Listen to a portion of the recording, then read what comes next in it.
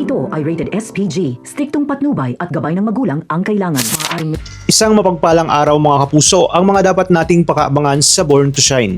Naging desperado si Megan na maibalik ang sitwasyon matapos tuluyang mapalapit si Lola Amelia dito kay Jenny. Dahil hindi niya matanggap ang nangyari, nagpasa siyang puntahan mismo si Amelia kahit nag-aalala si Dara.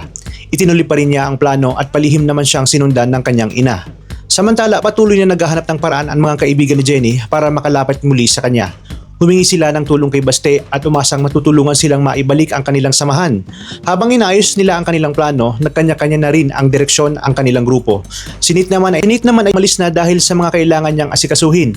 Sa pagkawala ng mga kaibigan ni Jenny, sinulit ni na Megan at JC ang pagkakataong magkasama. Para kay Megan, tila pabor sa kanya ang lahat dahil tuluyan nang nawala si Jenny sa grupo ng Yumi.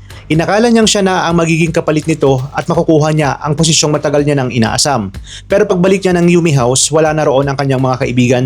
Samantala sinubukan naman ni Jenny sa tulong ni Baste na maibalik ang mga ito. Gayunpaman sinabi ni Jenny na kailangan muna niyang makausap si Coach Vanna. Ipinaliwanag niyang hindi niya maaaring basta buuin muli ang dating grupo dahil maaari itong makaapekto sa kanyang solo career. Sa halip, inungkahi niyang bumuo ng panibagong grupo na hiwalay sa kanyang karir. Samantala, kinausap ni Miss Monica si Megan tungkol sa pagbagsak ng Yumi Group. Ipinaalala niya ang tiwalang ibinigay niya kay Megan. Ngunit dahil sa mga naging desisyon nito at ng kanyang ina, tuluyan ang nasayang ang grupo na matagal nilang binuo.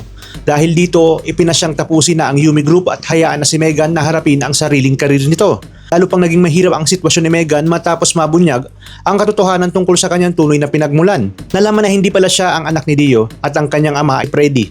Hindi na rin niya magamit si JC para sa kanyang mga plano dahil pinagbawalan na itong lumapit sa kanya.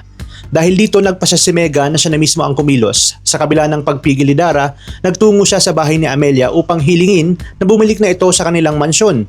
Ngunit mariing tumanggi si Amelia. Sinabi niyang wala siyang karapatang tawagin siyang lola dahil hindi niya nga itinuturing na apo itong si Megan. Habang nasasaksihan ni Jenny ang kanilang pag-uusap, hindi napigilan ni Megan ang mapaiyak. Sa huli, pinaalis ni Amelia sina Megan at Dara at malinaw na ipinakita na ayaw niyang magkaroon pa ng anumang pakikutungo at koneksyon dito kina Megan at Dara. Dito na nga kaya magtatagpo ang tunay na maglola na sina Amelia at Jenny Sikat. Yan ang pakaabangan natin dito lang sa Born to Shine. Maraming salamat sa inyong panonood at pagpalain tayong lahat, mga kapuso.